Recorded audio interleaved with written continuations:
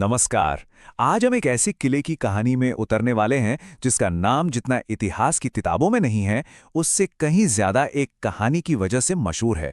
जी हाँ, हम बात कर रहे हैं विजयगढ़ किले की। एक ऐसी जगह जहां हजारों साल का लंबा अतीत एक जादुई प्रेम कहानी की परछाई में कहीं छिपा हुआ सा लगता है। तो सबसे बड़ा सवाल यही है, क्या कोई कहानी, कोई फिक्शन किसी असली जगह को इतना जिंदा कर सकता है कि लोग उस जगह की असली पहचान ही भूल जाएं? आइए विजयगढ़ के इस मामले में मिलकर इस सवाल का जवाब खोजते हैं। तो सबसे पहले ये समझना बहुत जरूरी है कि आखिर ये किला पूरे देश में इतना फेमस हुआ कैसे। देखिए, इसकी शोहरत की जड़ें इतिहास के पन्नों में नहीं, बल्कि साहित्य और खास तौर पर टेलीविजन में हैं। और इस शोहरत की वजह है चंद्रकांता। 1888 में देवकीनंदन खत्री ने यह उपन्यास लिखा था, लेकिन इसकी असली धूम तो तब मची जब 1994 में दूरदर्शन पर इसका टीवी सीरियल आया। बस उसी सीरियल ने विजयगढ़ का नाम हिंदुस्तान के घर घर तक पहुंचा दिया। सोचिए, विजयगढ़ की राजकुमारी चंद्रकांता और नौगढ़ के राजकुमार वीरेंद्र सिंह की वो कमाल की लव स्टोरी, और बीच में क्रूर सिंह की साजिशें, तिलिस्म का वो रहस्य और अय्यारों की वो जबरदस्त मदद। इन सब ने मिलकर एक ऐसी जादुई दुनिया बना दी थी जिसने सबको अपने साथ बांध लिया और विजयगढ़ को हम सब की कल्पना का एक अटूट हिस्सा बना दिया। लेकिन कहानी की इस दुनिया से बाहर निकलकर अगर कोई सच में इस किले तक पहुंचना चाहे तो भाई रास्ता उतना आसान बिल्कुल नहीं है। ये एक भूली बिसरी मंजिल जैसा है जिसे खोजने के लिए एक अलग ही एडवेंचर करना पड़ता है। देखिए, इस किले तक पहुंचना अपने आप में एक मिशन है। ये उत्तर प्रदेश के सोनभद्र जिले में है और यहां तक कोई पब्लिक ट्रांसपोर्ट जाता ही नहीं। रास्ते एकदम संकरे और घने जंगल से होकर गुजरते हैं। और हाँ, गूगल मैप्स पर तो भरोसा बिल्कुल मत कीजिएगा, वो आपको कहीं और ही छुड़ाएगा। और जब आप आखिरकार पहुंच भी जाएं तो 400 फुट की सीधी चढ़ाई चढ़नी पड़ती है, और मोबाइल नेटवर्क वो तो आप भूल ही जाइए। लेकिन जब कोई इस मुश्किल सफर को पार करके किले पर कदम रखता है तो चंद्रकांता की दुनिया धीरे धीरे पीछे छूटने लगती है और सामने आता है हजारों साल पुराना असली इतिहास।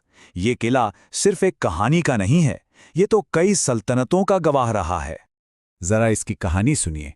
कहते हैं कि इसकी नींव महाभारत काल में राजा बाणासुर ने रखी थी। फिर जमाना बदला, मौर्य काल आया और ये किला चंद्रगुप्त मौर्य की सेना के लिए एक अहम ठिकाना बन गया।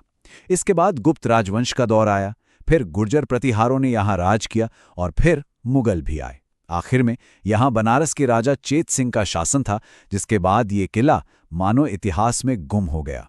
ये सिर्फ राजाओं की लिस्ट नहीं है, ये हमारे देश के इतिहास के सबसे बड़े चैप्टर्स हैं और विजयगढ़ ने इन सबको अपनी आंखों से देखा है।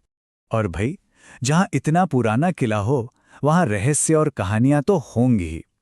और सुनिए, ये कहानियां चंद्रकांता वाली नहीं हैं, ये यहाँ की अपनी लोकल कहानियां हैं जो पीढ़ियों से चली आ रही हैं।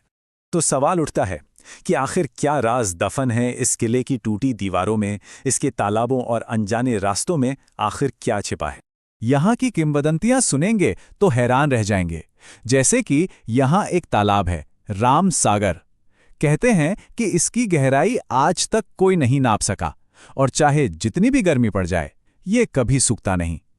एक कहानी तो और भी मजेदार है।